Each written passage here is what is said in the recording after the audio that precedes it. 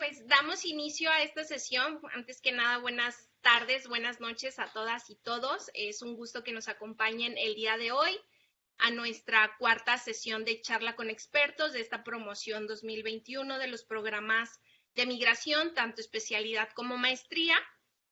Sé que el día de hoy nos acompañan gente externa a los programas y bueno, les damos la bienvenida. Muchas gracias pues por estar interesados en los programas y por las actividades que realizamos. Les pongo un poco en contexto para los que todavía no conocen esas actividades de charla con expertos.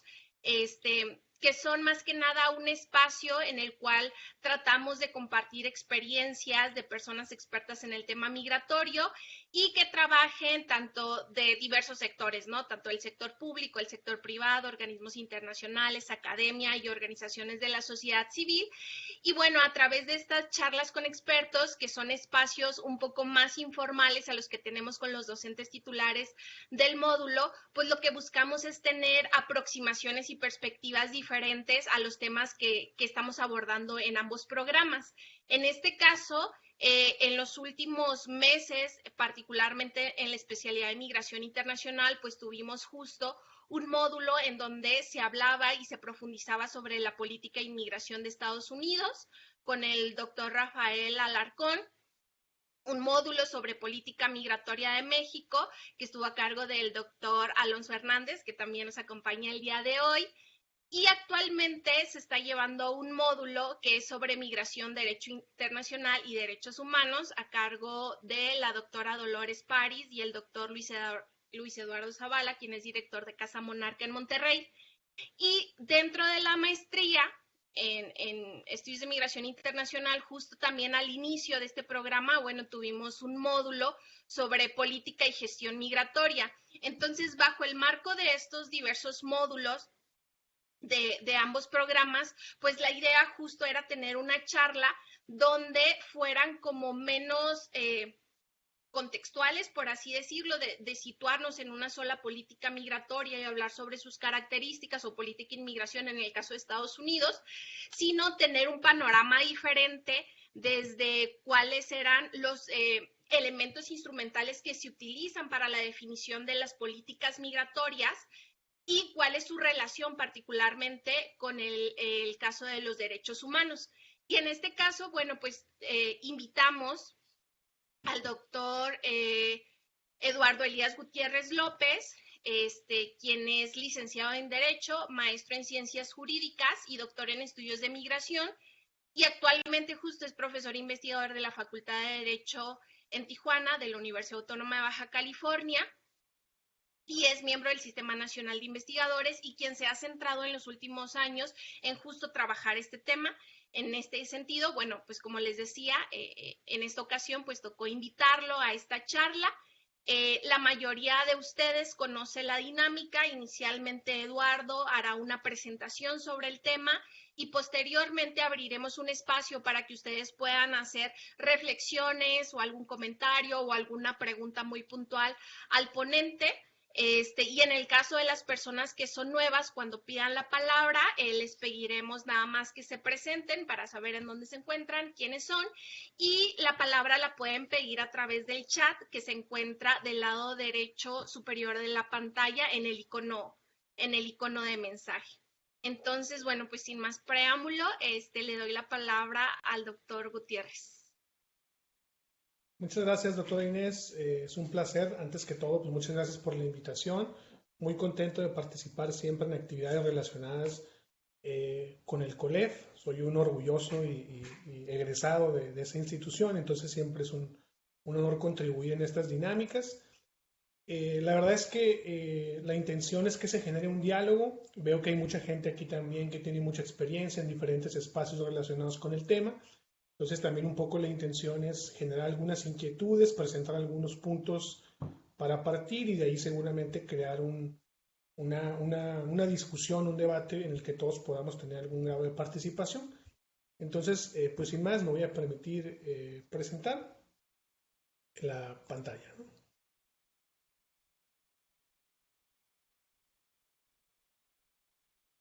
Muy bien, pues saludo con mucho gusto a todos y todas y vamos a comenzar. Una de las primeras cuestiones que quiero plantear, la charla obviamente lleva por nombre características de las políticas migratorias y su nexo con los derechos humanos, pero una de las cuestiones que regularmente no se toca con tanta consistencia o con tanta claridad dentro de las discusiones de los estudios de migración son precisamente lo relacionado con aquellos elementos instrumentales con los cuales nosotros podemos identificar una política migratoria. Lo decía muy bien Inés, sin importar el contexto desde el que nos posicionemos, sin importar el país al cual estemos aludiendo, casi que por lo general, independientemente de todas estas diferencias, podemos identificar estos elementos instrumentales que componen a cualquier política migratoria. Primeramente, y creo que esto al final se constituye, ¿no?, en este proceso de evolución que han tenido los estados nacionales y principalmente basados en los principios democráticos que se han constituido y que se continúan. La mayor parte de los estados basan su sistema normativo, basan su sistema jurídico, basan su orden jurídico-político en la noción de contar con una constitución. Más allá de que las constituciones puedan tener variaciones a partir de las familias jurídicas a las que pertenezcan los países, todos los países, o en su mayoría casi todos, tienen una base constitucional. En ese sentido, la Constitución es muy importante porque es el lazo o el origen o la génesis que permite a la postre construir toda una política migratoria alrededor de esa Constitución.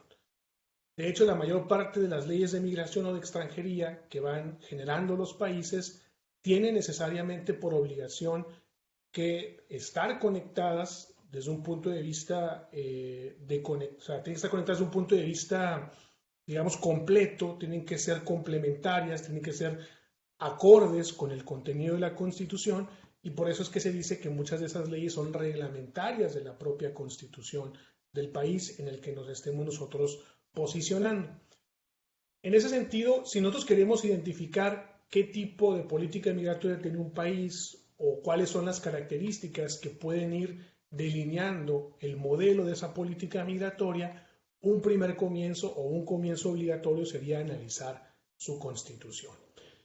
Casi todas las constituciones en sus primeros artículos hacen alusión o referencia a diversas condiciones que pudieran generar diferenciales entre las personas que son nacionales y las personas que son extranjeras. Casi siempre los vamos a encontrar en sus primeros artículos o en sus primeras disposiciones, y eso resulta muy importante, repito, para después entender mucho del contenido que vamos a encontrar en las diferentes legislaciones ya más especializadas de ese país en temas de migración o en temas de extranjería, y, por supuesto, todas las directrices y políticas públicas que abarquen el componente total de una política migratoria. Por poner un ejemplo, me voy a permitir compartir, detener un poco esta y compartir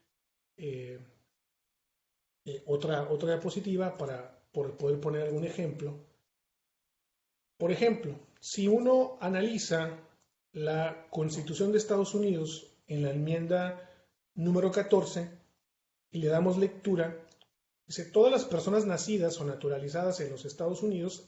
Aquí un paréntesis, he tratado como de subrayar algunos aspectos que resultan importantes para entender el trasfondo discursivo que tiene esta enmienda de la Constitución de Estados Unidos, ¿no? Todas las personas nacidas o naturalizadas en los Estados Unidos y sometidas a su jurisdicción son ciudadanos de los Estados Unidos. Entonces aquí, por ejemplo, ya podemos identificar que un primer elemento es que siguen utilizando el concepto de ciudadanos, que por ejemplo en el caso mexicano fue utilizado por muchos años hasta antes de las últimas reformas al artículo primero de la Constitución. En ese sentido, ya es como un primer aviso de que va a haber una diferenciación entre quien sea ciudadano, ya sea por nacimiento o por un proceso de naturalización, respecto de quien no lo sea. Dice: ningún Estado podrá dictar ni dar efecto a cualquier ley que limite los privilegios o inmunidades de los ciudadanos. Ahí empezamos ya a mirar con mayor notoriedad que sí va a existir o van a existir diferencias sustantivas entre quien tenga la ciudadanía reconocida por ius soli, por ius sanguinis, en relación con las personas que no sean consideradas por la Constitución de Estados Unidos como ciudadanos. Tampoco podrá Estado alguno privar a cualquier persona de la vida, la libertad o la propiedad sin el debido proceso legal. Aquí, por ejemplo, ya sí está haciendo referencia a cualquier persona, pero en este caso, si se fijan, solamente está haciendo alusión a los derechos que por sí son los más elementales, ¿no? Como la vida, la libertad y la propiedad, pero anteriormente dejó bien en claro que existían privilegios e inmunidades que solamente correspondían a quienes son ciudadanos o ciudadanas, ¿no? Tampoco se podrá negar a cualquier persona que se encuentre dentro de sus límites jurisdiccionales la protección de las leyes, igual para todos. Lo cual pues suena un poquito contradictorio cuando arriba ya hay una advertencia de ciertos privilegios que se van a dar. Por ejemplo, Estados Unidos, con esto lo que quería básicamente establecer es que desde un principio hay una clara, digamos como una clara intención, si profundizamos en el discurso de la Constitución, de que va a haber una especie de estratificación con relación a las personas entre si son nacionales o son extranjeras, o ciudadanos y no ciudadanos, ¿no? Eso dará pauta para crear posteriormente legislaciones, políticas que tienen que estar acorde a esta Constitución, porque uno de los principios de toda Constitución es el principio de supremacía. En ese sentido, no puede haber ninguna disposición ni legislativa, ni mucho menos de acción pública o de acción política que pueda ser o pueda estar por encima de la Constitución. Entonces, si ya fue delineada esta base discursiva, esta base de racionalidad política en el contexto de que se va a generar una estratificación o jerarquización en relación entre ciudadanos y no ciudadanos, pues ya es un aviso de cuáles van a ser los matices que van a identificar a la postre a una política migratoria, en este caso la de Estados Unidos. Por ejemplo, si en contraste comparamos la de México, obviamente haciendo referencias que si analizamos, por ejemplo, las constituciones de 1824, la del 57, vamos a encontrar que México también tuvo la postura de Estados Unidos, porque en varias de sus versiones preliminares, las constituciones mexicanas hablaban de ciudadanos y no ciudadanos, pero a partir de la última reforma que se le hizo al artículo primero de la Constitución, que fue el 10 de junio del 2011, justo acaba de cumplir 10 años, ahora ya se hace alusión a todas las personas.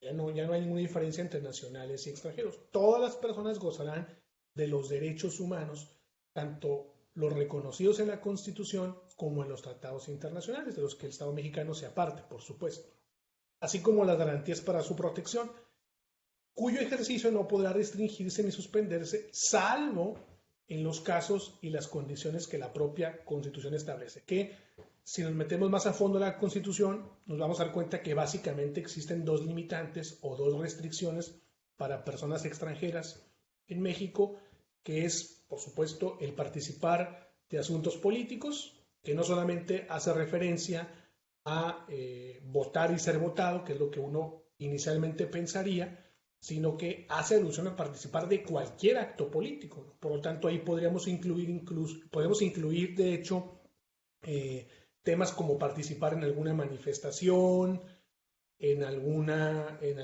movilización, ¿no? Entonces, como que no queda muy claro, ¿no? Porque todo asunto político, pues yo me preguntaría, pues, ¿qué cosa o qué situación no tiene connotación política en la actualidad? No hay una clarificación del concepto de político, pero digamos que en términos generales sí hay esa restricción que establece la propia Constitución en artículos posteriores.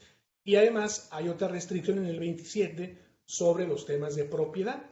Si bien es cierto, los extranjeros sí pueden adquirir propiedad, lo hacen bajo un procedimiento distinto al procedimiento de las personas nacionales en México y lo hacen además con ciertas limitantes y con figuras que se han constituido especialmente para que las personas extranjeras puedan adquirir propiedades en el país. Entonces también hay limitantes, aunque no tanto, ¿no?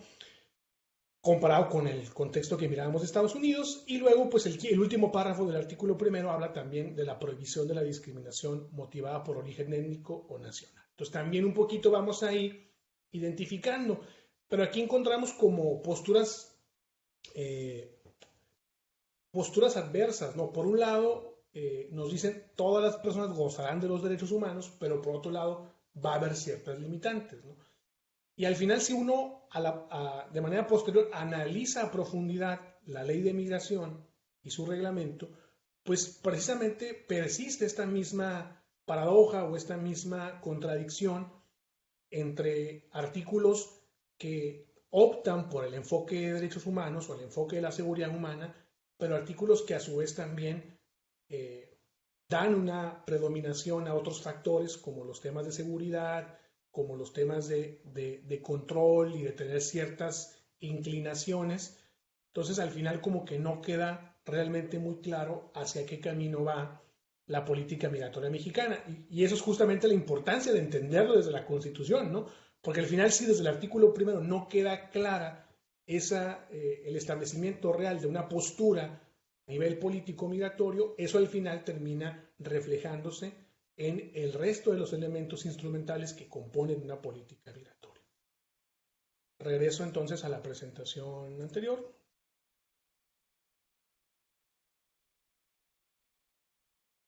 Muy bien. Ay, perdón, me equivoqué. Muy bien. Posteriormente, ya una vez que analizamos la base constitucional de cada país según el cual sea de nuestro interés, lo importante de esos elementos es que los podemos replicar a la luz de cualquier país, ¿no? Simplemente tendríamos que identificar. Hace unas semanas participamos de un taller que ofrecimos la doctora Inés, su servidor, para jóvenes interesados en el tema migratorio, y justo lo que les decíamos es, porque eran personas de diferentes países, pueden replicar estos mismos elementos identificándolos para el país en el cual ustedes tienen interés en analizar la política migratoria. Entonces es como la parte interesante de estos elementos. Una vez que analizamos la base constitucional, lo siguiente es ahora sí adentrarse en las leyes especializadas que tengan los países, ¿no? Algunos las llaman leyes de migración, otros las llaman leyes de extranjería. Casi siempre en los primeros artículos de esas legislaciones vamos a encontrar los principios rectores que le van a dar sentido al resto de la legislación o del contenido de la legislación. Principalmente vamos a toparnos con legislaciones que tienden hacia una inclinación de mirar a la migración como un tema de seguridad nacional, tema que se tiene que entablar una serie de preocupaciones, pero también a la luz de la internacionalización de los derechos humanos y del auge que han tenido estos, se han empezado a consolidar ejes rectores vinculados con los derechos humanos. Entonces, sí es muy importante revisar con cautela las leyes de migración de cada país para ir definiendo hacia dónde va la política migratoria. Siempre con cautela, porque nuestro análisis no debe quedar nada más en un análisis estrictamente normativo o legislativo. Es algo también que tenemos que comprender. Simplemente es para darnos una idea. Y luego contrastaremos estos ejes normativos, por supuesto, con evidencia, con análisis de datos, con actuaciones de cómo se lleva en la práctica verdaderamente este andamiaje legislativo que estamos estudiando. Por supuesto que entendemos que el derecho desde hace muchos años ya no solamente se queda en una aplicación o en una consolidación interna. Las comunidades internacionales han venido a generar un proceso de amplificación de ciertas regulaciones, y quizá uno de los elementos más importantes de esas amplificaciones ha sido el crecimiento del catálogo de derechos humanos y las obligaciones a su vez que han crecido para los estados, ¿no? Ya los estados no nada más tienen compromisos que ellos mismos se han establecido desde sus bases constitucionales o legales, sino que además también han asumido compromisos con las comunidades internacionales a través de la ratificación de los tratados. Entonces, evidentemente cuando un estado se adhiere, firme y ratifica un tratado internacional, en ese momento se genera lo que se conoce como la vinculación, ¿no? Son tratados vinculantes que obligan a determinados compromisos al Estado que ratificó ese acuerdo internacional. Por eso es que si ustedes revisaban el artículo primero de la Constitución mexicana, hablaba de derechos humanos consagrados en la Constitución y en los tratados internacionales, porque se puede dar no necesariamente pueden coincidir. La intención, decía en su momento Carpizo, es que los tratados amplifiquen, ¿no? O sea, aumenten, ¿no? Y puedan establecer situaciones que no fueron cubiertas por el marco de protección interno, ¿no? Entonces, en ese sentido, también hay que revisar, ¿no? No basta con ir nada más a la norma interna de los países para entender una política migratoria, sino habría que entender qué tratados ha suscrito, ratificado ese país para tener un análisis más integral de su política migratoria. No necesariamente tienen que ser tratados internacionales específicamente relacionados con temas migratorios. Puede haber tratados, por ejemplo, comerciales, puede haber tratados de derechos humanos que tengan indirectamente asociación con el tema migratorio y que puedan generar ciertas obligaciones y compromisos para los estados. Entonces ahí vamos armando ya un análisis más completo, más holístico de lo que implica una política migratoria. Posteriormente vamos a revisar qué formas o qué mecanismos de protección internacional tiene el país del cual nosotros queremos realizar una identificación de sus elementos de la política migratoria. Es muy diferente hablar de tratados internacionales en diferentes dimensiones, allá referirnos específicamente a aquellos que aborden los temas de protección internacional para temas migratorios. Ahí, por supuesto, lo que más nos va a resultar familiar es temas, por ejemplo, de refugio, asilo político y algunas medidas adicionales que los países vayan integrando a sus propias normas internas que regulen estas temáticas. Por ejemplo, muchos países han agregado esta figura de la protección complementaria, que es una figura que no se ajusta completamente ni al asilo político ni al refugio, pero que la persona, por su situación que demostró en los procedimientos, ha quedado claro que requiere de protección internacional, pero como no se ajusta a los elementos casuísticos muy definidos por estas figuras, hay que agregar una medida adicional que en muchos países se le ha llamado protección complementaria o protección adicional. Entonces también tenemos que revisar eso, ¿no? Por supuesto, ver si el Estado ha ratificado la Convención sobre el Estatuto de los Refugiados, que es quizá el instrumento más importante, pero también revisar las propias legislaciones internas que se tienen en materia de protección internacional. Porque hay muchos países que ya no solamente se han quedado con el concepto tradicional emanado de la Convención sobre el Estatuto de los Refugiados del 51 y su protocolo del 67, sino que incluso ya, por ejemplo, muchos han ido extendiendo el marco de protección del refugio a la luz de la Declaración de Cartagena. Entonces habría que ver específicamente cuál es el marco de protección que se tiene, ¿no?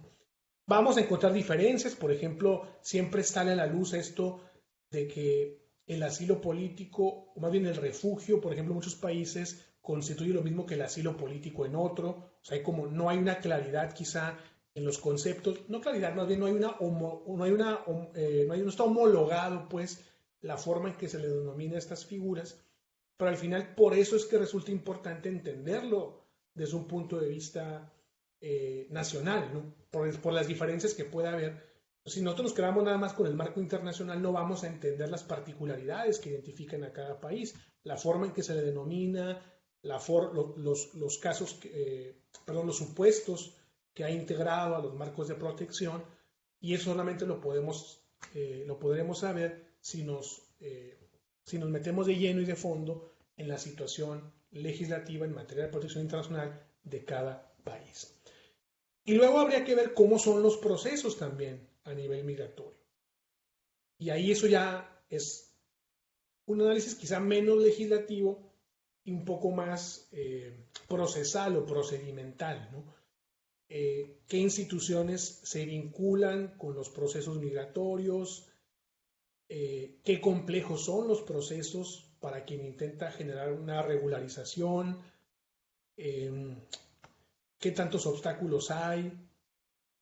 ¿Qué elementos probatorios se pueden aportar? en dónde se ubican las instituciones que atienden esos procesos, el presupuesto que tienen, elementos por supuesto que van a dar una mejor perspectiva de la política migratoria, ¿no? Porque al final todo puede quedar en una carta de buenas intenciones con los anteriores elementos que no se vean vislumbrados en la parte procesal, ¿no? O sea, al final el proceso es complejo, de nada sirve lo anterior si al final se genera una suerte de obstaculización, que es lo que pasa en muchos países, ¿no? Al final la ley parece ser tener un marco de protección completo, pero al final el proceso es lo que termina por hacer intrincada los resultados positivos para quien intenta obtener esa protección, y entonces de nada sirvió lo anteriormente revisado. Y también hay que ver, por ejemplo, los lazos que se han construido entre los países para revisar el tema de la asistencia consular. Pues básicamente estos 5 elementos nos van a permitir identificar el tipo de política migratoria que tiene el país del cual nosotros habremos emprendido una revisión completa.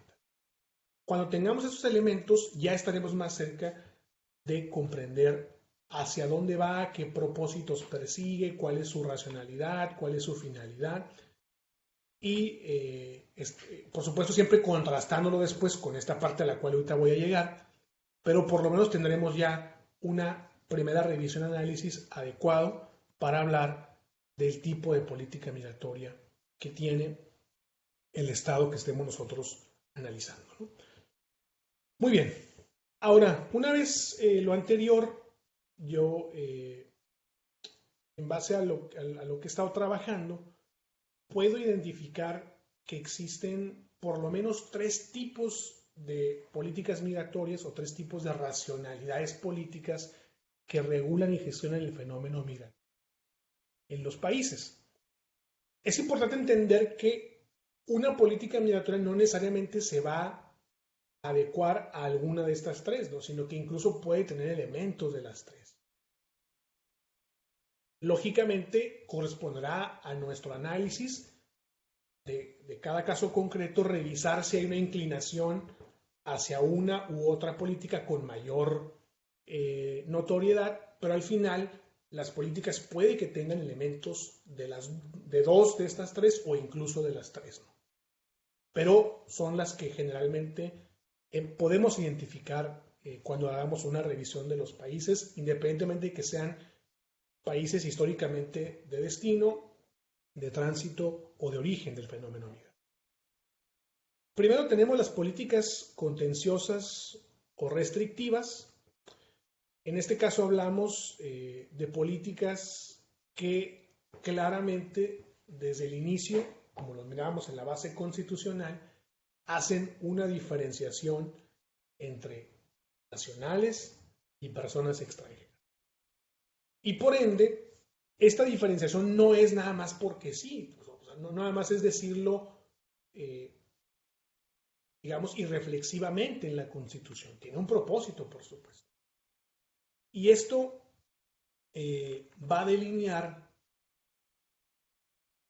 el hecho de que para que las personas migrantes puedan ingresar y ser sujetos de derechos y de estos privilegios de los que hablaba la enmienda 14, por ejemplo, en el caso de Estados Unidos, necesitan forzosamente un proceso de regularización. Es la única manera en la que podremos hablar de una admisibilidad de esa persona a la luz de estas políticas contenciosas o restrictivas. Entonces, esto quiere decir que estos países que se adhieren a este marco de políticas estructuran una política migratoria que se concentra en los modelos para regularizar la situación de las personas. Y por eso vamos a encontrar que tienen un marco amplísimo en el número de visas o los tipos de visas que generan, en los tipos de permisos existentes para que la persona pueda ingresar, en la existencia de acuerdos bilaterales de contratación temporal y en procesos bien construidos sobre los marcos de la protección internacional como el asilo y el refugio. Y vamos a ver también una negativa a cualquier otro tipo de modalidad migratoria que no se integre o que no se adecue a estos mecanismos que acabo de mencionar. Obviamente esto tiene de trasfondo un concepto muy fuerte, un concepto muy poderoso que es el concepto de soberanía. Al final, el concepto de soberanía nacional, que además es un principio, o sea, es interesante porque el concepto de soberanía nacional no solamente está inserto en las formas estatales de los países, sino además también es un principio que vamos a encontrar en el marco del derecho internacional. Esa siempre ha sido como la limitante para los derechos humanos, porque al final son los propios países los que tienen la última palabra en muchos temas o situaciones, y uno de ellos precisamente es el tema migratorio y los derechos humanos. Entonces, más allá de que uno piense que el límite de la soberanía podría ser la violación sistémica de los derechos humanos, en la práctica lo cierto es que al final los países se amparan, ¿no?, en ese principio de soberanía, y como también es un principio del derecho internacional, pues hay muy poco que pueda hacer y muy poco que se le pueda exigir, ¿no? Entonces esta ha sido como la confrontación dialéctica de la que mucho tiempo habló el doctor Bustamante, en donde no se puede, o sea, hay un crecimiento de la soberanía nacional que nace del contexto del derecho constitucional, y luego, por otro lado, el avance del derecho internacional con un empuje de los derechos humanos, y llega un momento en el que se puede llegar a contravenir, ¿no? Y es ahí donde regularmente lo que prevalece es el principio de soberanía nacional. Y eso le da la pauta a los países para diseñar dispositivos y mecanismos de securitización que generen marcos de contención o de restricción para las personas migrantes. Y entonces tenemos a países que hacen inversiones millonarias para el control de sus fronteras, para la preparación de sus agentes migratorios, y políticas en donde claramente hay una negatividad para que ingrese cualquier persona, y cuando ingresan o si llegaran a ingresar, incluso por medios no regulares, no tendrían esos privilegios y derechos que solamente tienen los nacionales o quienes hayan podido naturalizar. Después vamos a encontrar las políticas selectivas.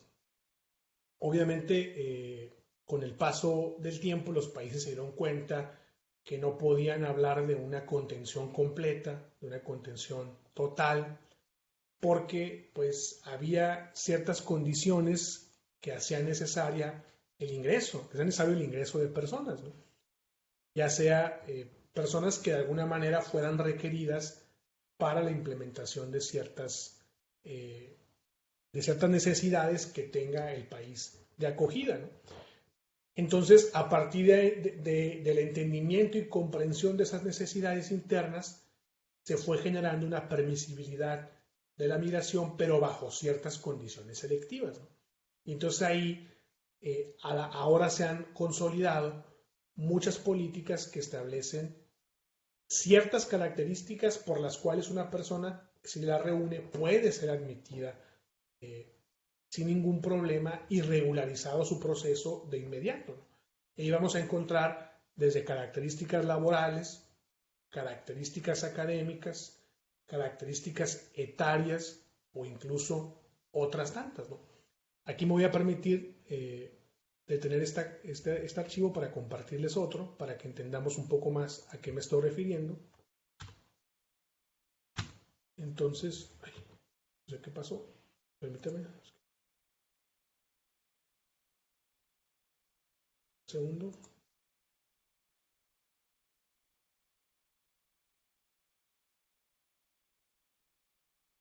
A ver si puedo compartir otra vez.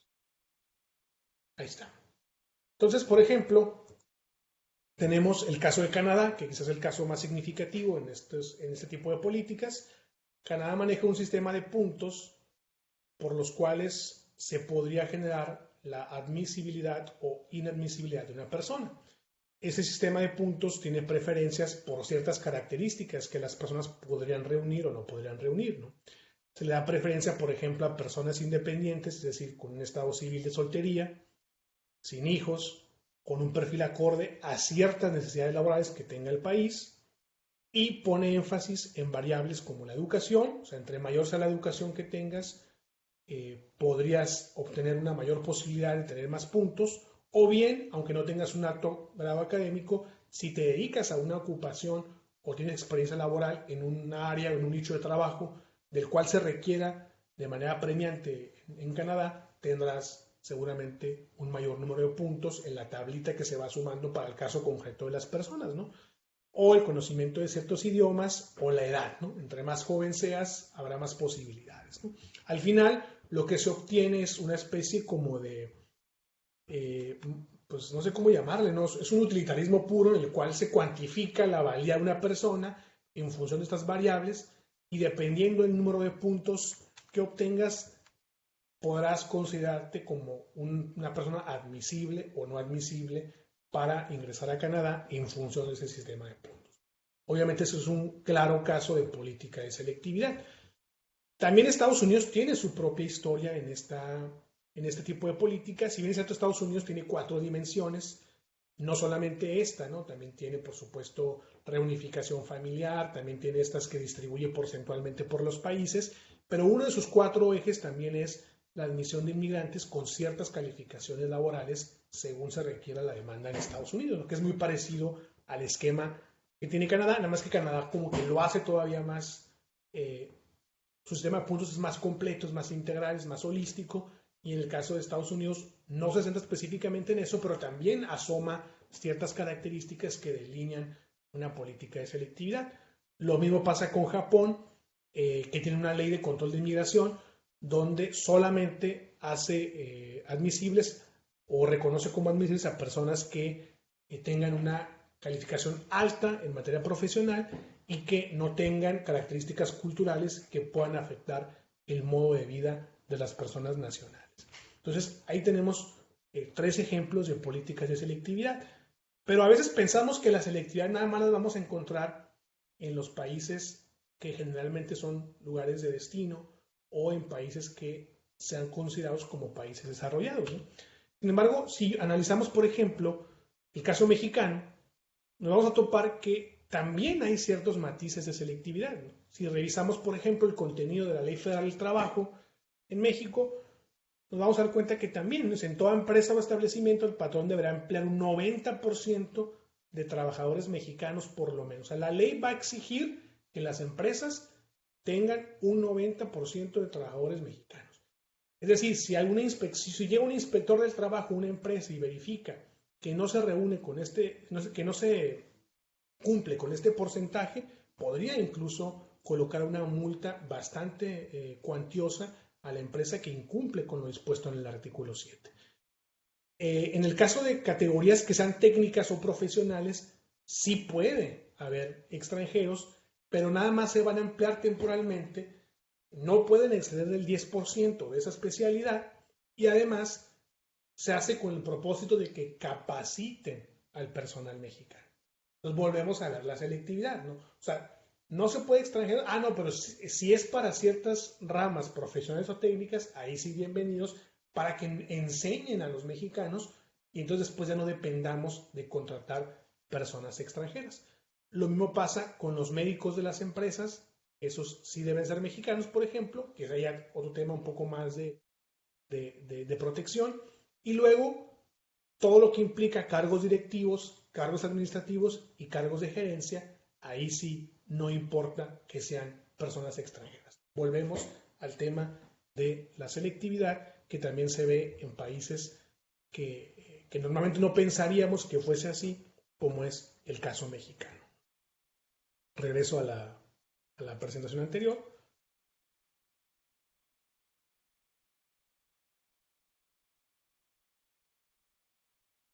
Perdón.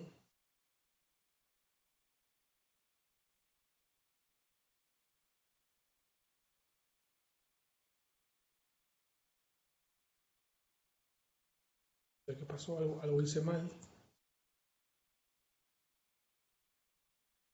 Ahí estaba así. Muy bien. Y finalmente vamos a encontrar un tercer tipo de política que es muy interesante. Eduardo Domenech ha llamado política de control con rostro humano. Y precisamente ese tipo de políticas son aquellas que, si uno revisa los elementos instrumentales que estuvimos analizando al principio de la sesión, uno pensaría de primera instancia, bajo una primera revisión, que son políticas de derechos humanos, o que son políticas migratorias con un enfoque de derechos humanos, con un enfoque de seguridad humana. ¿Por qué? Porque tienen una base constitucional extensible, amigable, afable, de protección, tienen una ley de migración o de extranjería que está basada en teoría con un enfoque de derechos humanos, tienen marcos de protección internacional sólidos, amplios, se han adherido a la mayor parte de los tratados internacionales, pero al final cuando uno contrasta los datos, la practicidad, la operatividad con la que se desempeñan las autoridades que de alguna manera tienen incidencia en el tema migratorio, nos vamos a dar cuenta que hay una inaplicabilidad, como decía Arias, entre la teoría y la práctica. Entonces, ¿a qué nos lleva a pensar eso?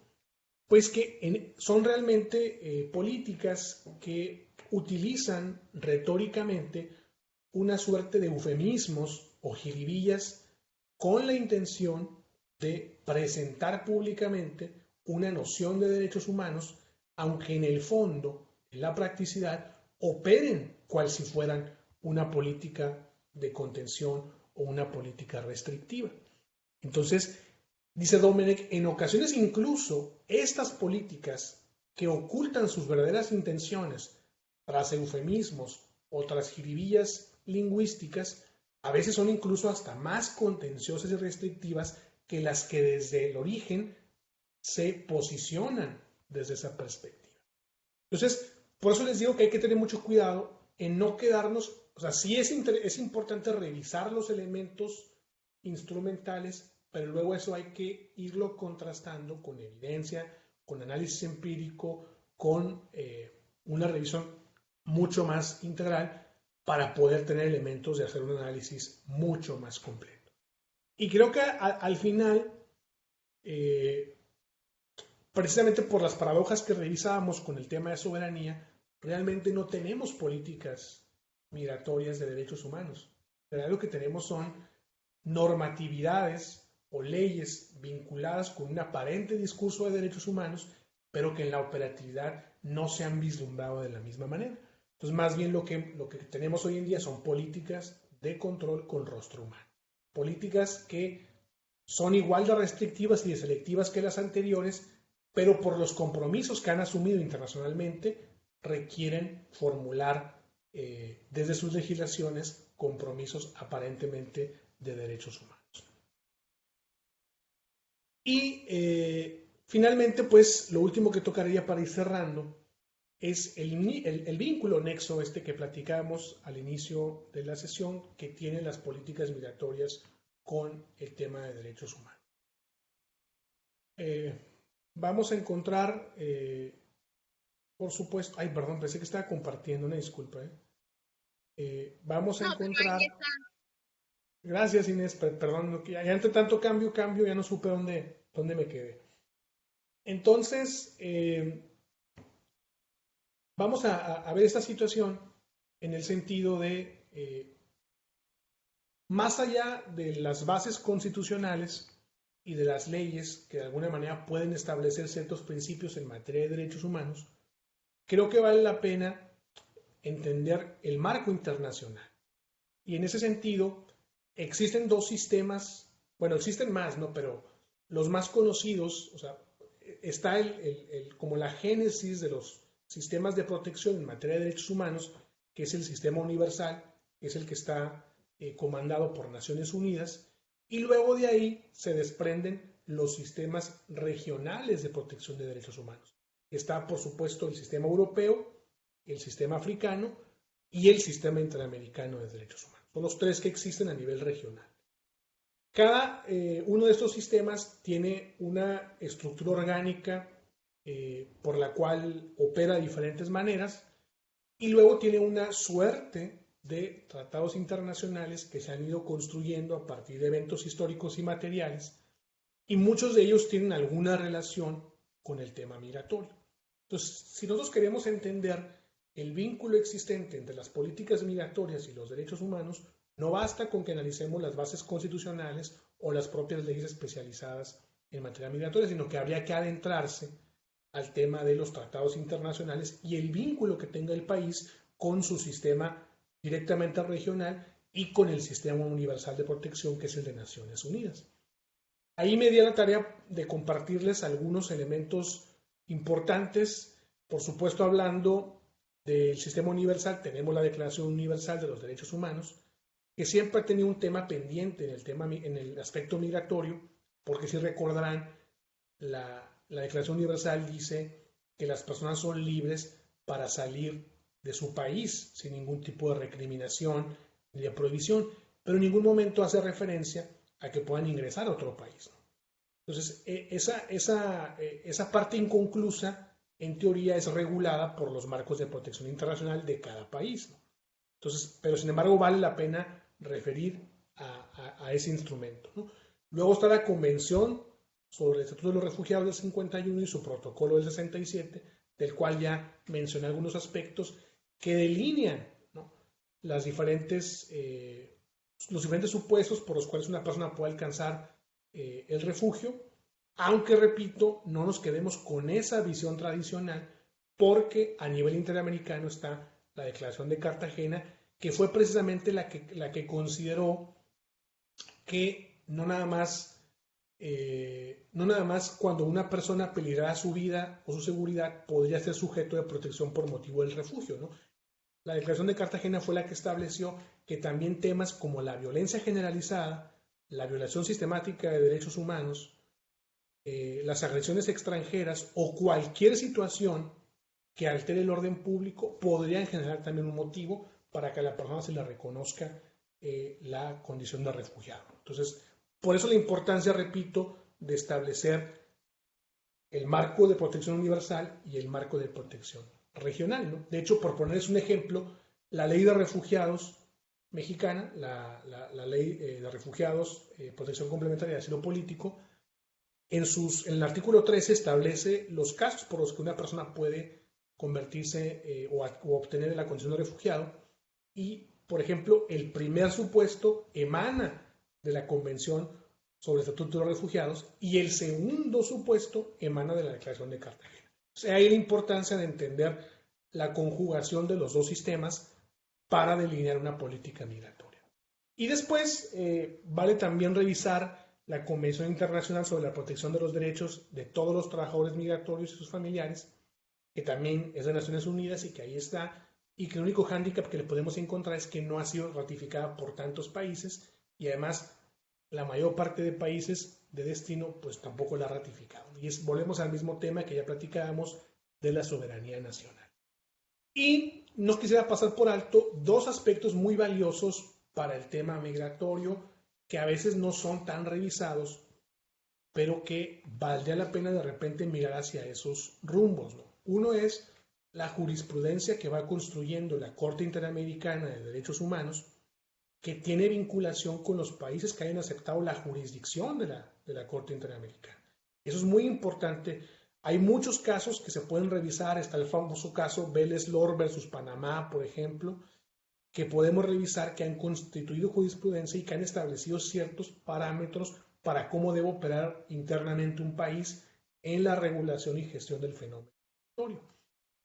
Y luego están las opiniones consultivas también, que los propios países, acuérdense que la Corte Interamericana tiene la función contenciosa, que es recibir casos que llegan a sus manos después de un proceso lento, pero llegan cuando el Estado no ha dado respuesta a una problemática de derechos humanos y ya se agotaron todas las instancias.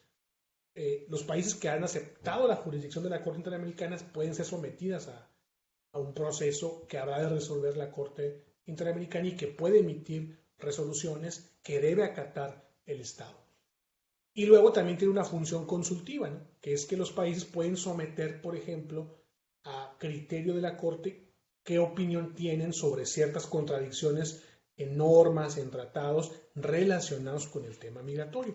De hecho, México y Costa Rica ya han hecho solicitudes consultivas a la Corte para que establezca los parámetros de los derechos laborales de personas migrantes, ¿no? Entonces, y lo que genera la Corte como opinión consultiva también se va integrando al cúmulo de aspectos que tenemos en materia de derechos humanos y migración. Por supuesto, siempre hay una deuda porque no hay ningún tratado internacional, ni desde el plano universal, ni desde el plano del sistema interamericano, ni desde ningún sistema regional, ni el africano ni el europeo, que es el europeo un poquito más, pero no del africano y del latinoamericano, que sea específicamente un tratado sobre el fenómeno migratorio, salvo el Estatuto de los Refugiados y la Convención de los Trabajadores. Pero fuera de ahí no hay, y en el interamericano no hay realmente nada que se pueda revisar, sino más bien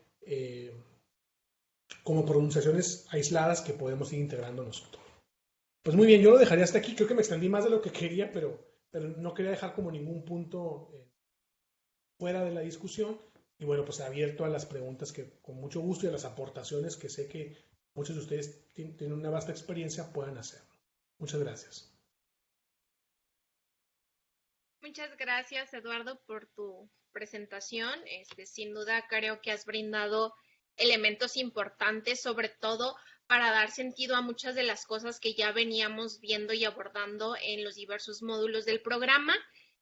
Como les comenté en un inicio, las personas que estén interesadas en realizar una pregunta a Eduardo o incluso hacer alguna reflexión o un comentario a partir de esto que nos presentó, puede ir pidiendo la palabra a través del chat.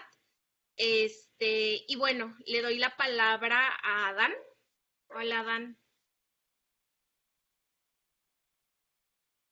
Ay. Hola, buenas noches.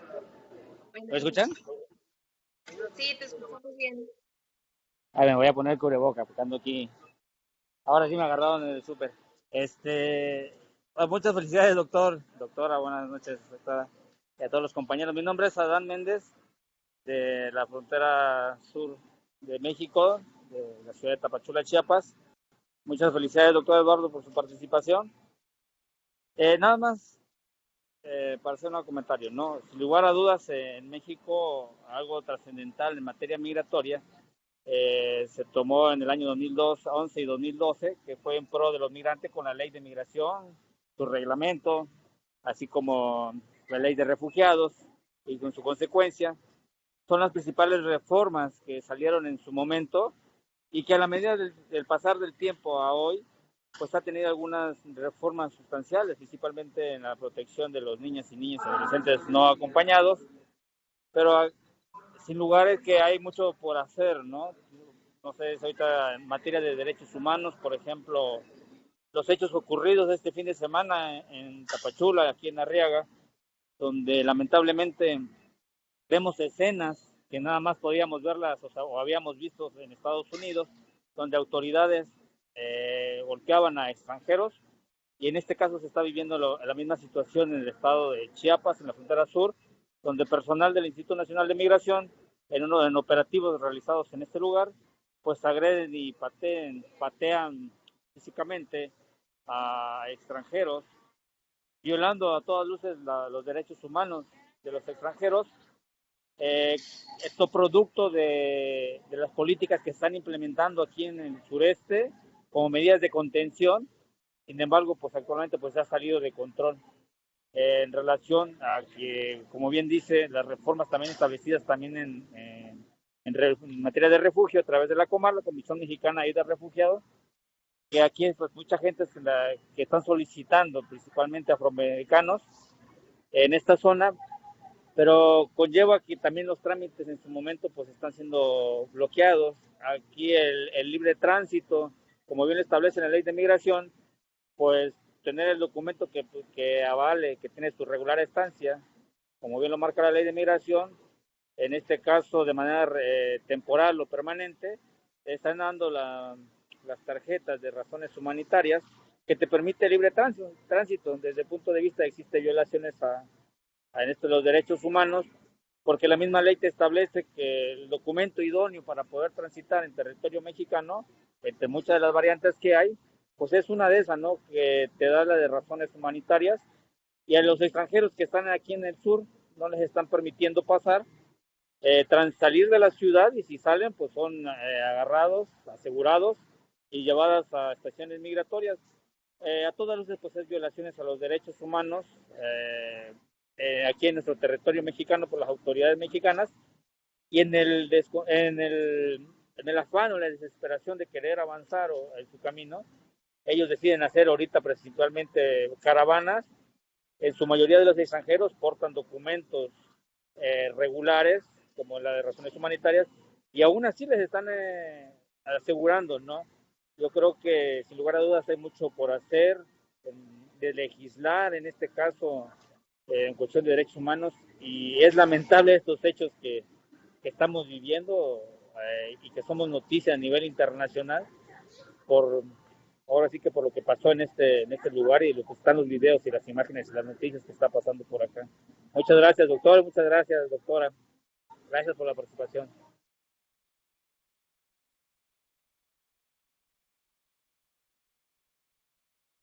Sí, Muchas gracias, Adán. si me permites, Eduardo, si quieres que vamos una a una o tomamos otra pregunta. como quieras, como tú me digas, Inés. Pues si quieres una a una, en lo que se animan, ya tenemos a Oscar también en el chat, pero Ok. si quieres dar respuesta a este. Sí, muy rápido, nada más, digo, me parece muy interesante la aportación de Adán, y es un poco lo que yo trato como de retratar en mi presentación, de estas políticas que por una parte presentan, ¿no? Una narrativa y un análisis discursivo referido a los derechos humanos, pero cooperativamente actúan de otra manera, ¿no? De hecho, pues justo los eventos que pasaron estos últimos días precisamente robustecen más esta noción de la política de control con rostro humano. Y además, yo creo que más que el problema de generar una estructura legislativa, primero está el problema de vigilar la materialización de esas normatividades, y en segundo, quizá la parte de desarrollar más como ciertos protocolos de actuación de las autoridades, ¿no? O sea, al final creo que esa ha sido siempre un problema. Creo que desde el origen el INAMI se ha constituido como una dependencia más vinculada como a la parte de seguridad. Y bueno, si a esto le sumas que la Guardia Nacional también está involucrada sin tener ningún tipo de competencia para actuar en ese tipo de temáticas, pues va siendo un problema mucho mayor, ¿no? Pero no quiero decir con esto que el problema esté realmente en generar más leyes. En América Latina está mucho esta idea de que los problemas se resuelven con legislaciones, ¿no? Sino también como vigilar realmente la operatividad y el cumplimiento que se le da a los marcos ya existentes, ¿no? Quizás esa sería como una respuesta que podría abonar a lo que Adán comenta. Gracias, Eduardo. Oscar, adelante. Sí, gracias. Bueno, es un comentario, si me permiten, realmente no es tanto bueno, tengo un comentario y una pregunta. En cuanto al comentario, no quisiera respuesta, simple y llanamente hacer un comentario de lo interesante que me pareció la exposición del doctor Eduardo. Respecto a la tipología que hace en cuanto a las políticas migratorias, de inmediato traté de situar la política migratoria mexicana y será por desconocimiento, pero es algo ecléctico, algo híbrido, ¿no? Y creo que tiene componentes de los tres tipos, ¿no? Que sería muy interesante dedicar una sesión al simple análisis de esta tipología y cómo encuadrar la política migratoria mexicana. Incluso ahorita que también hablaba en cuanto a la respuesta que se le estaba dando a Adán, me atrevía a pensar un poco, y habiendo estado involucrado en algún momento en ese tema, no hay posición más difícil, entiendo yo, en una función de Estado, y en el caso mexicano, que el que tiene el titular del Instituto Nacional de Migración. O sea, es una cuestión de procesos, porque la ley es un tanto procedimental, la ley de migración, ¿no? En México tiene esa característica también. Entonces, aplicar la ley justo que como prevé la ley de migración el tema de que la entrada debe de permitirse en un contexto regular, entonces, ¿qué pasa cuando se da un contexto de una caravana? ¿Cómo se debe actuar y los protocolos que se deben o no utilizar? En fin, creo que, insisto, daría para tener una sesión de horas y horas y sería sumamente interesante. Entonces, nada más lo dejo como reflexión y agradecimiento a que esta tipología, insisto, me llevó a tener todas estas ideas así de repente en mi cabeza, medio revueltas incluso. Pero la pregunta que sí tengo y que a mí me le he hecho, porque en su momento a mí me tocó estar vinculado a ese tema, es qué papel juega el Pacto Mundial para una migración segura, ordenada y regular en todo este contexto de instrumentos, convenciones, normativas, ¿no? Internacionales, jurisprudencias, porque tuvo mucho revuelo en su conformación y en su, yo no sé si decir, en su suscripción, ¿no? Porque no sé si jurídicamente deba de aplicar este término, porque desde ahí viene un poco mi duda, ¿no? ¿Qué tipo de instrumento y cómo se posiciona en todo este marco normativo internacional y, por tanto, qué papel real va a tener un pacto de esta naturaleza, ¿no? Estados Unidos nunca lo quiso, sabemos que fue de los que siempre Estados Unidos, quienes lo hemos observado en organismos internacionales, siempre está viendo, pero nunca suscribe nada, ¿no?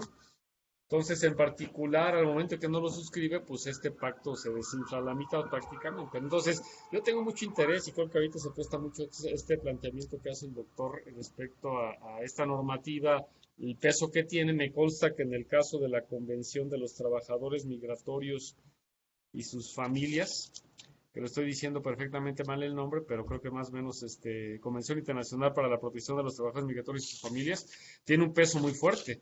Hay unos informes tremendos que llegan al gobierno mexicano y las respuestas que se tienen que hacer, híjole, implican un esfuerzo institucional tremendo. Entonces, a mí me consta que tiene un efecto vinculante muy poderoso.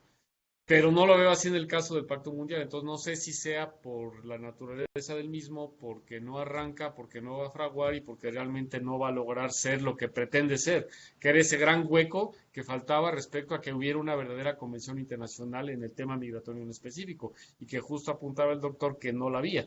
Entonces ahí me surgió esta pregunta de entonces cuál es el papel de este pacto. Gracias. Sí, primero que nada, muchas gracias por tus comentarios, por supuesto. Esperemos que después haya una segunda sesión, ¿no? En la que podamos tener como ya un análisis que sea más particularizado. Y la pregunta también muy atinada, ¿no? Creo que ahí primero debemos entender la naturaleza, como tú bien lo dices, del instrumento, ¿no? Realmente la denominación, por ejemplo, de pacto ya implica per se una diferenciación en cuanto a la vinculación y la obligatoriedad que podría tener en relación con un tratado o una convención.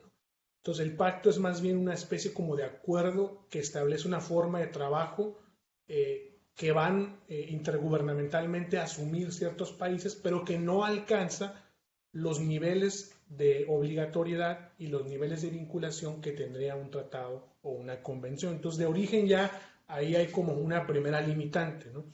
Y lo segundo, tú también lo dices perfectamente bien, obedece a que eso al final tampoco no es algo, no es una debilidad propia de los pactos, sino una debilidad de cualquier instrumento internacional, que al final es quién se adhiere y quién no se adhiere, ¿no? Y los roles que cada país juega desde la posición en la que se encuentre, ¿no? Al final, yo siempre he cuestionado que se habla como de una multilateralidad o de una bilateralidad de los acuerdos, pero al final no estamos considerando los pesos específicos que tienen los países que se integran en la discusión sobre un tema, ¿no? O sea, no es lo mismo el rol que juega un país que sea de destino, a un país de tránsito, a un país de origen, ni mucho menos el peso que tenga, ¿no? En cuanto al control y al manejo de ciertas condiciones a nivel internacional, ¿no? Entonces, en realidad, más bien, no es que todos tengan la misma... por ejemplo, si esto lo llevamos a un análisis comparado con un contrato, la bilateralidad está en que las dos partes realmente tienen una participación simétrica en la toma de decisiones, ¿no? Y en los instrumentos internacionales no se da realmente ese mismo protagonismo por quienes lo suscriben. Entonces el pacto realmente quedó como una carta de buenas intenciones que mientras no se adhieran los países que realmente tienen la batuta y el control y son protagonistas en el aspecto migratorio, realmente no va a generar mayor impacto, ¿no? Y si a eso le sumamos la debilidad per se que lleva un pacto, a diferencia de otros instrumentos de mayor peso, pues ya va más o menos como marcándonos por qué ya como se silenció incluso, ¿no? Ya ni siquiera se menciona tanto como se mencionaba en un comienzo, ¿no? Muchas gracias, ¿eh? Gracias, Oscar y Eduardo. Le doy la palabra a Israel y después a Omar. Hola Eduardo, buenas noches, un gusto verte, muchas felicidades por la presentación, espero te encuentren muy bien. Bueno, son dos puntos y el primero va muy de la mano con la pregunta que te acaba de hacer Oscar. ¿Qué tan vinculante es un tratado en relación a una convención, en relación a una declaración? Digamos, si pudiéramos poner en una escala, ¿qué sería más obligatorio en este caso para México, por ejemplo? Y por otra parte, respecto a la situación de las caravanas, he visto en las noticias que se han venido publicando, pues que gran parte de los argumentos, sobre todo de aquellas personas que ya están en proceso que ya pidieron refugio, es esta situación de no poder salir del estado donde pidieron o donde iniciaron ese proceso. De pronto no sé bien si esto se debe a una cuestión de procedimiento, pero la pregunta sería, ellos, amparados, por ejemplo, en el acceso a la justicia que puedan tener, ¿tendrían derecho a solicitar un amparo, a lo mejor por medio de un abogado de alguna de las organizaciones civiles, para romper con esta traba? Es decir, no perder su procedimiento de petición de refugio, pero conseguir desplazarse. Serían los dos puntos, y muchas gracias de antemano. ¿Qué tal, Israel? Me da mucho gusto saludarte antes que todo, aunque sé que nos veamos acá virtualmente. Compañeros de generación, aquí estamos 3 compañeros de generación, Inés, Israel, su servidor, y por supuesto el doctor Alonso, que es coordinador y que era en aquel entonces también. Y la doctora Alma anda por ahí, le estoy viendo también. Ah, también, no, es que no la alcanzo a ver, pero también saludos a Alma, por supuesto. Bien, fíjate, por supuesto, siempre que hablamos de si quisiéramos establecer como un proceso de jerarquización de los instrumentos internacionales, creo que incluso los podemos definir desde su misma denominación, ¿no? O sea, cuando hablamos ya de una declaración, es evidente que estamos hablando de algo que no va a ser tan vinculante y que se trata más bien de un proceso de idealización de cómo deberían de ser las cosas, ¿no? De hecho, si leemos, por ejemplo, los primeros líneas del preámbulo de la Declaración Universal de los Derechos Humanos, ahí dice claramente que es el valor ideal para todos los pueblos, ¿no? Pero en realidad no hay una conectividad, una vinculación que pueda obligar internacionalmente a los países. Creo que el mejor ejemplo de ello pues, es Estados Unidos, ¿no? Sucede lo mismo con el pacto. Entonces, en ese sentido, los tratados y convenciones, sí, por ejemplo, adquieren un mayor grado de peso específico, sobre todo si hablamos en un ámbito de multilateralidad. Porque hay que recordar que en el derecho internacional existe la bilateralidad y la multilateralidad.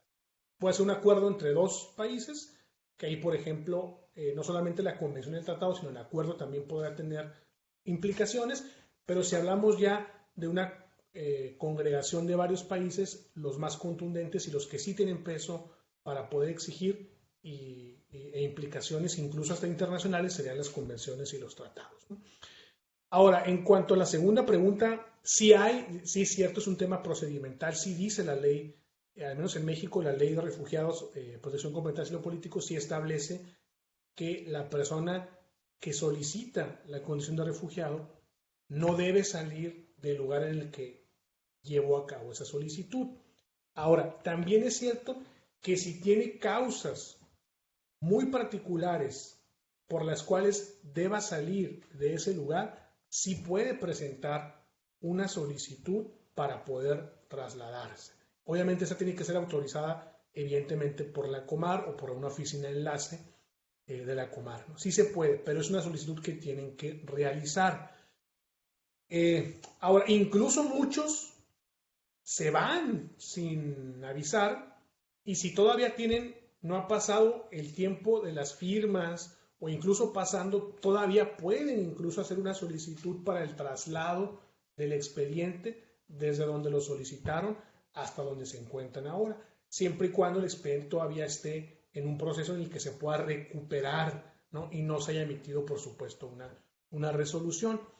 En el caso de que la Comar se negase, claro que podría establecerse un amparo, por supuesto, pero aquí el problema es como el marco de desinformación que existe, ¿no?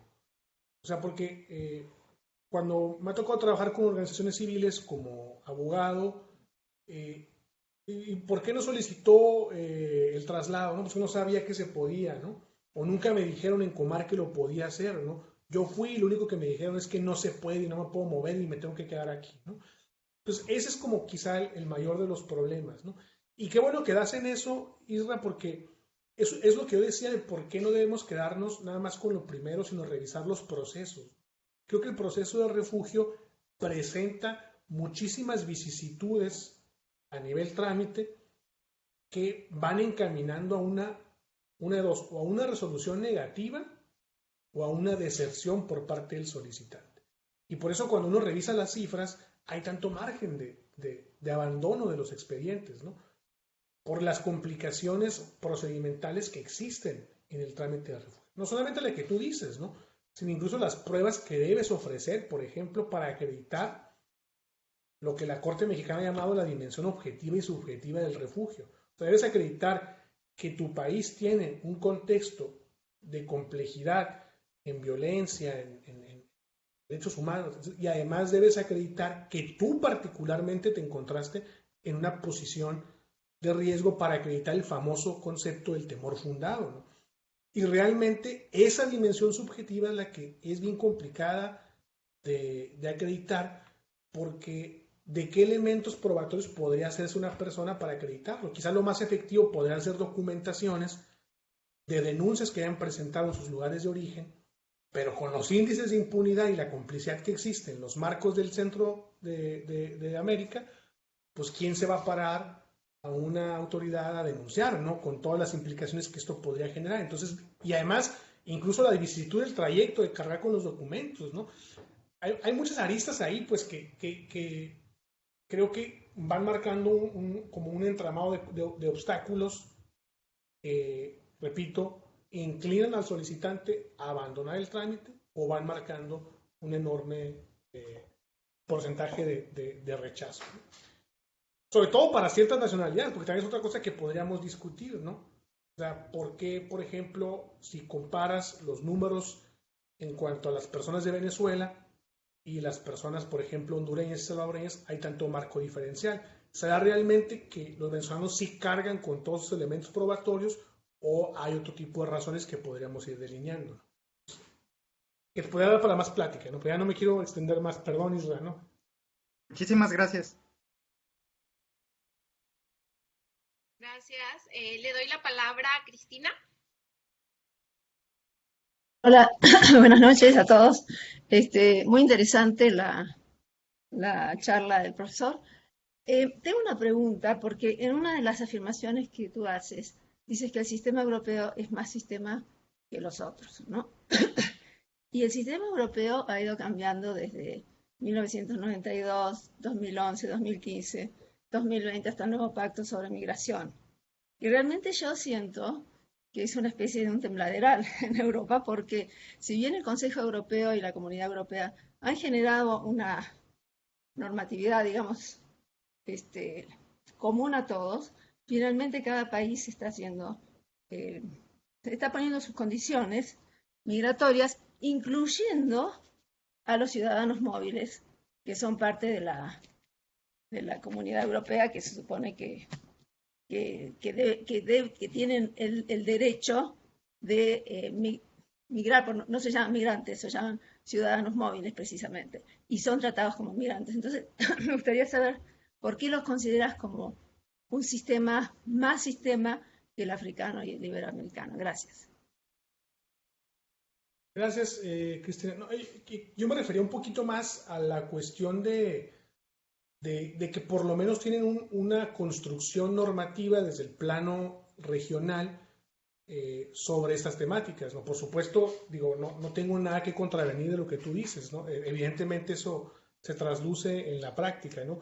Lo que yo me refería es que cuando analizas los instrumentos que han surgido desde el sistema europeo, que tú bien comentas en tu participación, y los comparas con los instrumentos que han podido surgir de los sistemas africanos e interamericanos, específico en cuanto a las cuestiones de migración, sí encuentras una notoria diferencia, al menos en los elementos instrumentales, ¿no? Sin hablar de la cuestión práctica, efectiva, o las vicisitudes que esos instrumentos han podido encontrar para adherirse a la regulación interna de cada país, ¿no? O sea, más bien me refería como a la construcción de esos instrumentos, ¿no? Pero no realmente como a la eficacia que hayan podido tener como tal. Más bien, porque cuando vamos al interamericano, pues no encontramos ni siquiera ni eso, ¿no? Ni esas bases realmente, ¿no? Entonces, un poquito a eso me refería, Cristina. Gracias, entiendo que es comparativo. Exacto. Okay. Muchas gracias, doctor, gracias. Gracias, Cristina. Rosario. Gracias, buenas noches, un gusto saludarles.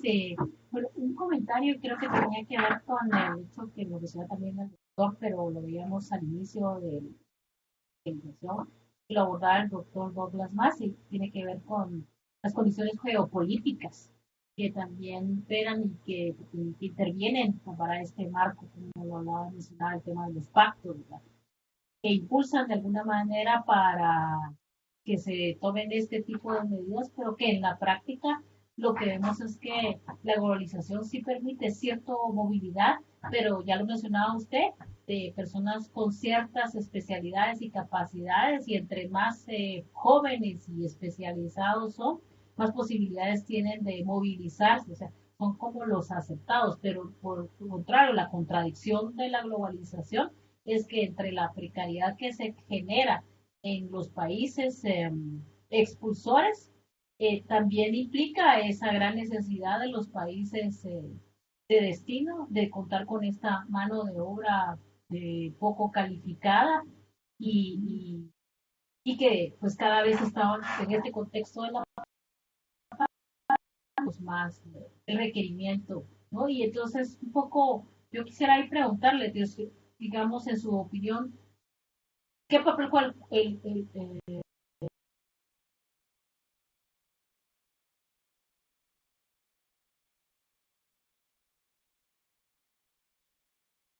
Creo que se perdió Inés o soy yo. No, Rosario, se perdió tu comunicación. Te sugiero que apagues tu cámara para ver si tenemos mejor recepción de audio. Justo cuando iba a plantear su pregunta es que se perdió la comunicación. A ver si está ahí todavía. Todavía aparece conectada, pero tiene mala recepción. Ojalá se pueda reincorporar pronto. Y lo teclea en el chat a lo mejor también. Sí. No sé si alguien más, por mientras tenga algún comentario. Creo que su pregunta, no sé si a lo mejor, yo no soy adivino ni clarividente, mucho menos, pero creo que su pregunta iba encaminada un poco a estos factores geopolíticos, ¿no? O de presión de como la lógica o la dinámica de la globalización sobre las decisiones que tomen los países con su política migratoria, ¿no? Me imagino que un poquito por ahí iba, ¿no? Yo la intuí en otro sentido. A ver, Alonso, vamos a debatir. Vamos a plantear varias preguntas a partir de Alonso tiene capacidad de clarividencia y entonces sí. Vamos a abrir un debate en torno a lo que quisiera decir Rosario. No, pero que justo, digo, igual para abonarle un poquito a la reflexión, ¿no? Que en ánimo de no de adivinar la pregunta, sino de más bien aportar al diálogo, es justo eso, ¿no? Que me parece que también en el contexto específico de México y seguramente de otros países en otras regiones, no sé, pensaría en el caso de Grecia, de Italia o de propia España, ¿no? Su posición geopolítica termina también en cierto sentido limitando o condicionando o influyendo muchísimo en el diseño, estructura de la propia política migratoria, ¿no? Y eso de repente es lo que para el caso mexicano nos pone también como en este entre, ¿no? Entre la disciplina de una política abiertamente con enfoque de derechos humanos, ¿no? Y digo discursivamente, y en donde en los propios instrumentos normativos, pues el margen de maniobra y la aplicación, a lo mejor dista mucho de esto, ¿no?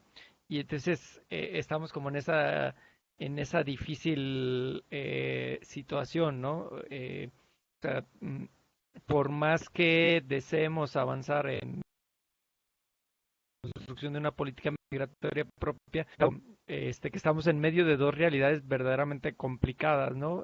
Por un lado, Estados Unidos y por el otro lado, la situación de Centroamérica y del Caribe, ¿no? Entonces, eso influye mucho también, ¿no? Como otro de los temas a poner sobre la mesa, ¿no? Sí, sí, coincido.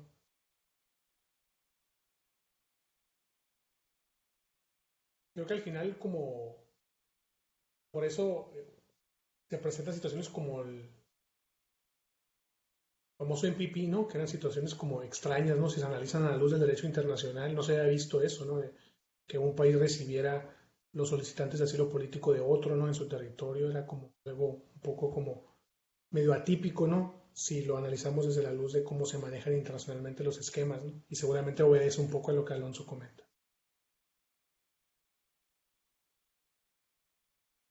Muchas gracias, Alonso, por el comentario.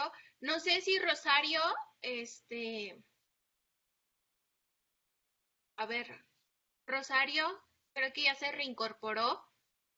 No sé si Sí, podrías volver a plantear tu pregunta porque justo la comunicación se cortó cuando ibas a comenzar a compartirnos tu inquietud. gracias. Voy a apagar la cámara. Espero que no tener señal. Muchas gracias. Doctor, usted mencionaba, ¿no? Que en este contexto también pues se prioriza más la movilidad de la población que tiene, por un lado es más joven y por otro lado tiene mayor formación, ¿va? Frente a que se bloquea o no se permite la movilidad humana de personas que tienen baja escolaridad, eh, que son expulsadas de sus países, ¿verdad? Por contextos políticos, económicos y también medioambientales. Entonces, lo decía el doctor Douglas Massey al inicio de la especialización, de la contradicción del modelo neoliberal, pues por un lado permite este intercambio de mercancías, bienes y el determinado flujo de personas, pero no, pero por el contrario, por otro lado, crea esta expoliación de los países que están en condiciones de pobreza o extrema pobreza. Entonces, la pregunta ahí es, en este contexto geopolítico y que también es en el marco de la pandemia, y ante la demanda, ¿no? De estos países como Estados Unidos de población, de mano de obra no calificada para trabajos denominados esenciales, ¿cree usted que hay una oportunidad ahí para incidir y también para que, digamos, aprender de las, bueno, de experiencias, de poder que de experiencias de, por ejemplo, de países que han tenido mejores formas de gestionar la migración que tiene con los países receptores, ¿verdad? Y lo digo porque Centroamérica está viviendo una crisis humanitaria, ¿no? Ya el compañero de Chiapas estaba mencionando, está desbordada para por un lado, los solicitantes de refugio y asilo que están en el sur de México, pero nosotros, guatemaltecos, recibiendo ahorita en estos momentos a los deportados centroamericanos en una frontera tan inhóspita, tan que no tiene ninguna accesibilidad y que pues pone realmente en una condición de total vulnerabilidad a los migrantes. Entonces, quería saber su opinión, doctor. Muchas gracias y disculpen por la interferencia anterior. La conexión. No, gracias. Sí, por supuesto, creo que esta visión siempre de la migración como una oportunidad para generar intercambio, para establecer como una reciprocidad, ¿no? Entre lo que también, como este aspecto positivo que a veces no se habla, ¿no? Del fenómeno migratorio, de la gente que ingresa a un país y lo que puede generar en los dos sentidos, ¿no? Tanto con su experiencia, aportar al país, con su cultura, con todo lo que traía y aparte lo que él se puede llevar también en esa como relación de los dos sentidos, pues me parece también como que debería ser una oportunidad, ¿no? Pero el problema es que si nosotros vemos los marcos históricos, pues nos vamos a dar cuenta que pues, no hemos aprendido mucho en realidad, ¿no? O sea, como que han sido momentos muy específicos que han establecido acuerdos muy determinados, pero que al final se retorna nuevamente como esta visión selectiva o esta visión como de beneficio temporal por parte de los países receptores y no ha quedado como como un modelo que pueda operar, digamos, como por un más largo tiempo, por una aplicación más duradera, ¿no? Pero por supuesto que sería una oportunidad, ¿no? Me parece que esa debería ser como la forma de entender como la parte del desarrollo, de lo que se puede generar desde un punto de vista, ¿no? Y creo que lo hemos vivido incluso en Tijuana, ¿no? Con la llegada de muchas poblaciones, lo que han aportado, lo que se ha generado positivamente, pero no sé si eso está suficiente como para generar un cambio de esta lógica, ¿no? Del modelo neoliberal o de esta lógica que ha como imperado en la visión del fenómeno migratorio, ¿no? Pero pues coincido casi con todo lo que tú has comentado, Rosario.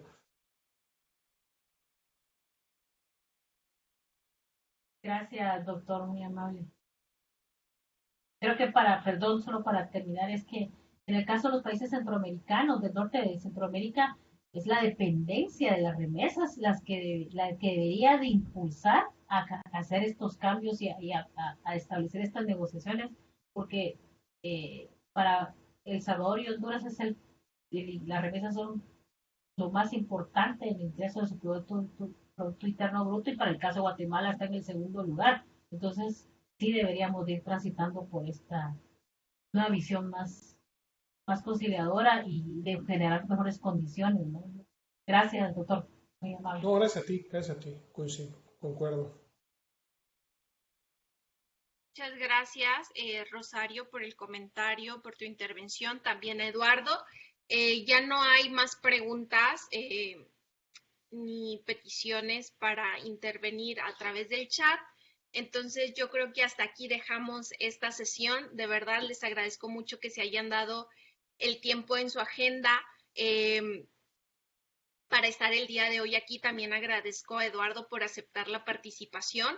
De verdad que nos ha dado luz en muchos aspectos que, como les decía inicialmente, hemos estado abordando en la sesión. Justo ahorita, a partir del último comentario también que hace Rosario y el caso de las remesas, bueno, les recuerdo, en el caso de los estudiantes de la especialidad, que el próximo módulo justo abordaremos este tema de desarrollo económico, migración y remesas, pero también para los que no están en la especialidad, nuestra próxima charla con expertos, justo tenemos un invitado que va a ser Juan Joseli de BBVA Research, quienes son los encargados de realizar el anuario de migración y remesas, quien nos platicará no solamente sobre los resultados que acaban de salir, los resultados de 2021, sino también hará una presentación justo sobre los determinantes de las remesas y la dependencia que tienen algunos países a este ingreso.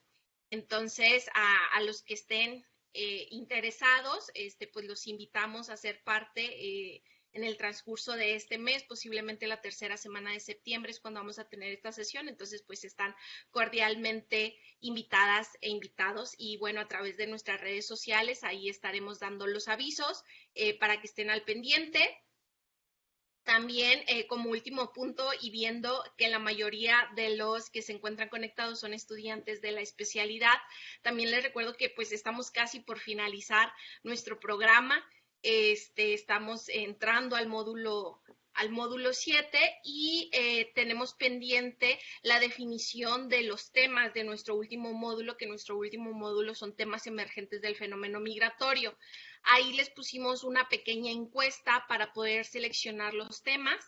Entre algunos que hemos puesto a su consideración, pues está migración y salud, particularmente observando los impactos del COVID, la migración de africanos a Europa, mecanismos de protección de niños, niñas y adolescentes no acompañados, así como la culminación justo de los protocolos de protección a migrantes, la situación de los solicitantes de asilo político en la frontera norte y la implementación del título 42, entre otros. Igual si hay uno entre esos temas que les pusimos, dicen no, este tema nos interesa en particular, lo pueden escribir, porque a partir de las sugerencias de ustedes es que se tomará la decisión y pues tendremos o se asignará a los invitados especiales para ese módulo. También el sábado nos vemos en la sesión justo del cierre del módulo 7 con la doctora Dolores y el doctor Luis Eduardo. Creo que también va a ser una sesión muy enriquecedora en donde podrán plantear pues todas sus inquietudes respecto a este tema de derecho internacional y derechos humanos. Y bueno, pues no me queda más que desearles una excelente noche a todos. Que estén muy bien y bueno, nos estamos conectando en próximas sesiones y nuevamente Eduardo, muchísimas gracias por aceptar y Alonso y a los tutores también por estar aquí conectados. Muchas gracias, Inés, y gracias a todos y a todas por acompañarnos. Me hicieron sudar con las preguntas, pero aquí estamos. Pero de eso no se crean, muchas gracias. Gracias. Saludos. Hasta luego, compañeros. Hasta luego. Gracias a todos. Buenas noches. Bye. Gracias.